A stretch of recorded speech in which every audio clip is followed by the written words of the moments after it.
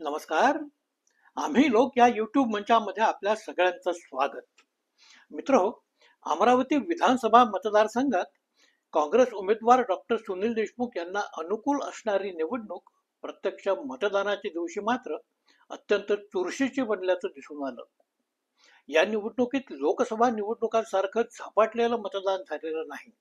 त्यातच मुस्लिम मतांचं ध्रुवीकरण न होता ही मतं विभाजित झाली. त्यामुळं अजितदादा प्रणित राष्ट्रवादी काँग्रेसच्या उमेदवार सुलभाताई खोडके यांना मोठी मजल मारणं शक्य झालंय.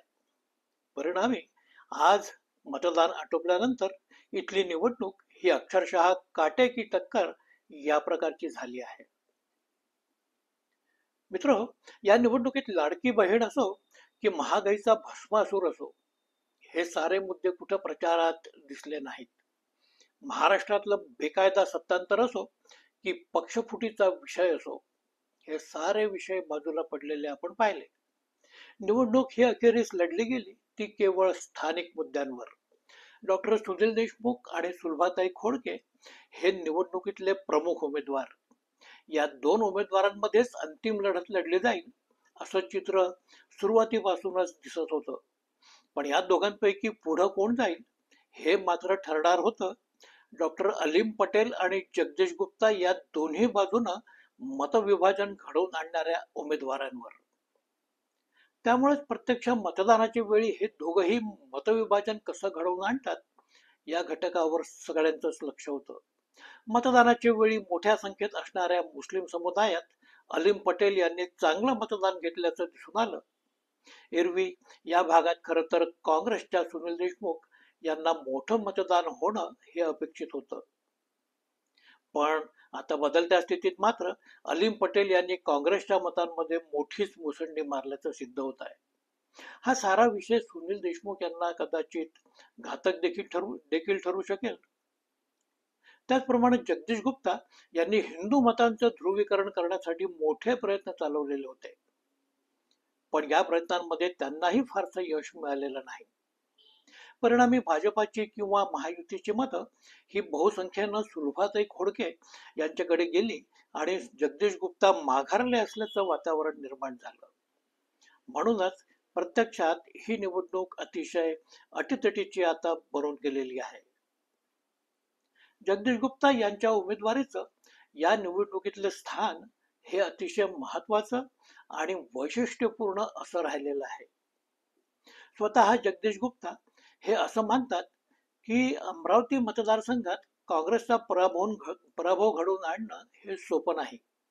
जोपर्यंत काँग्रेसच्या मतांचं परिणामकारक विभाजन होत नाही तोपर्यंत ही जागा जिंकणं भाजपाला कधीही शक्य होणार नाही, हा त्यांचा आवडता सिद्धांत. त्यांनी आपल्या आयुष्यातली पहिली निवडणूक याच सिद्धांतावर 1990 मध्ये जिंकलेली होती.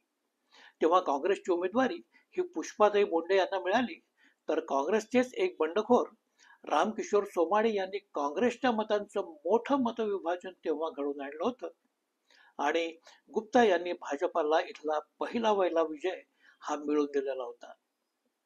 आता पुन्हा एकदा त्यांनी हेच हिशेब आखत डॉक्टर सुनील देशमुख आणि सुलभाताई खोडके यांच्यात काँग्रेस प्रवाहातली मतं विभागली जातील आणि हिंदू मतांचं ध्रुवीकरण करत आपण ही निवडणूक सहजपणे जिंकू असे हिशेब मांडलेले होते.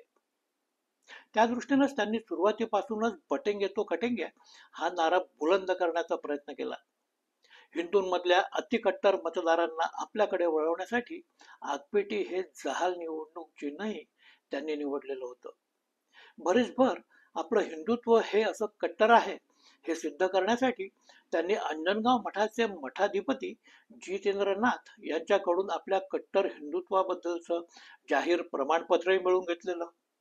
हे सारं पाहता गुप्ता भाजपाच्या मतांमध्ये मोठं विभाजन घडवून आणतील असंही मध्यंतरी वाटून गेलेलं. पण खोडके यांनी मात्र भाजपाच्या बड्या नेत्यांवर दबाव आणला. स्थानिक भाजपामध्ये खोडकेंसोबत राहण्याचे आदेश भाजपा हायकमांडने दिले. भाजपाचा सर्वसाधारण मतदार हा खोडकेंकडे तसा जायला उत्सुक नव्हता. पण वरून आलेले आदेश आणि स्थानिक भाजपाचे अध्यक्ष प्रवीण पोटे यांनी मात्र खोडकेंना मनापासून साथ दिली. त्यांच्या नेतृत्वाखालच्या माजी नगरसेवकांनीही खोडके यांचंच काम केलं. या साऱ्या बाबींमुळे जगदीश गुप्ता यांची हिंदू मतांच्या ध्रुवीकरणासाठी चाललेली घोडदौड ही थांबली आणि खोडकेंचा मार्ग हा अधिक प्रशस्त बनला. मध्यंतरी अजितदादा पवारही अमरावतीत येऊन गेले.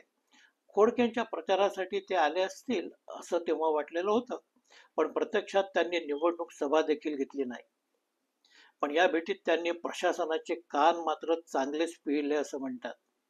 त्यांच्या या हस्तक्षेपाचा मुस्लिम वस्त्यांवर मोठा परिणाम झाला आणि सुनील देशमुख यांच्याकडे मुस्लिम मतं फिरवणाऱ्या काही प्रभावी मुस्लिम नेत्यांना शांत करण्यात त्यांना यश आलं.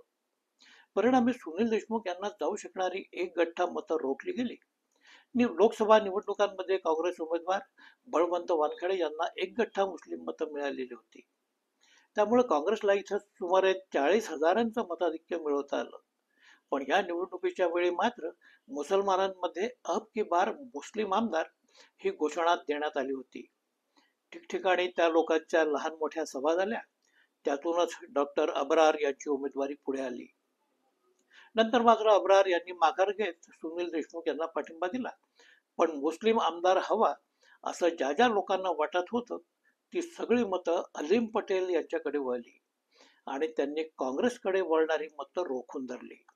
खोडके यांनी काँग्रेस आमदार म्हणून गेली 5 वर्ष मुस्लिम वस्त्यात केलेलं काम आणि सर्वसामान्य मुस्लिम लोकांशी ठेवलेला संपर्क यामुळे या मतांपैकी थोडासा का होईना हा वाटा खोडकेंनाही निश्चितपणे मिळणार आहे. परिणामी साऱ्या मुस्लिम मताचा आता सुनील देशमुख, अलीम पटेल आणि खोडके यांच्यात त्रिभाजन होणं निश्चित आहे. सबब लोकसभा निवडणुकांमध्ये काँग्रेसला मिळालेलं 40,000चं मताधिक्य हे निष्प्रभ झालेलं आपल्याला आता दिसू शकतं.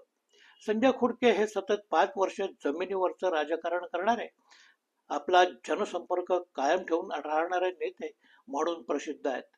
परिस्थिती कितीही विपरीत असली तरी निवडणूक जिद्दीनं लढवण्यात आज त्यांची तुलना कोणाशीही होऊ शकणारी नाही. म्हणूनच ही निवडणुकी त्यांनी अतिशय खंबीरपणे लढली असं म्हणता येतं. या उलट काँग्रेससाठी परिस्थिती खरं म्हणजे अनुकूल असूनही सुनील देशमुख यांची निवडणूक मोहीम शेवटपर्यंत फारशी रंगली अशी नाही. काँग्रेसतर्फे एक इम्रान प्रतापगडी वगळता कुणीही बडा नेता इथं प्रचाराला आला नाही. मोठ्या सभा झाल्या नाहीत. डॉक्टर देशमुख यांचा सारा भर राहिला तो केवळ पदयात्रा आणि चौक सभांवर. प्रदेश काँग्रेसचीही त्यांना काही साथ मिळत असल्याचं दिसलेलं नाही. त्यातच महापालिकेच्या निवडणुका झालेल्या नसल्यामुळं पक्ष संघटना हे म्हणावी तेवढी यावेळी संघटित दिसलेली नाही. या साऱ्या अडचणींमध्ये त्यांना सत्तारूढ असलेल्या खोडके गटाचं आव्हान पेलावं लागलं आणि काँग्रेससाठी विजयाचा मार्ग सुकर करणाऱ्या मुस्लिम मतांचं त्रिभाजनही पाहावं लागलं. या साऱ्या पार्श्वभूमीवर आता डॉक्टर सुनील देशमुख हा आणि सुलभाताई खोडके यांच्यातली लढत ही अतिशय अटीतटीची असल्याचं दिसत आहे. मतदानापूर्वी इथं काँग्रेसचा विजय हा अतिशय हमखास मानला जात होता. पण आता प्रशासकीय सूत्र मात्र खोडकेंचं पारडं जड असल्याचं सांगतायत. याचाच अर्थ विजयी होणाऱ्या कोणत्याही उमेदवाराचं मताधिक्य हे फारसं असण्याची शक्यता नाही. आता विजय कोणाचाही झाला तर तो केवळ निसटता असेल असाच संकेत निवडणुकीतल्या या मतदारांना दिलेला आहे. थोडक्यात अमरावती मतदारसंघात काय होईल काय नाही याबाबतची उत्कंठा आता मतदान आटोपल्यानंतर देखील कायम आहे. असो मित्र, हा व्हिडिओ कसा वाटला ते आवर्जून सांगा. शेअर करा, सबस्क्राईब करा, लाईक करा ही विनंती. नमस्कार.